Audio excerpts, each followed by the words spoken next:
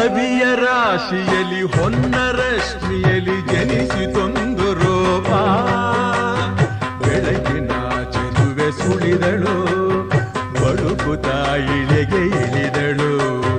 ಉಷಯ ರಂಗಿನಲ್ಲಿ ತೃಷಯ ನೋಟದಲ್ಲಿ ಕವಿಯ ಬಳಿಗೆ ಬಂದು ಪ್ರೇಮದ ನಯನ ತೆರೆದಳು, ಕಾವ್ಯದ ಒಳಗೆ ಕುಳಿತಳು.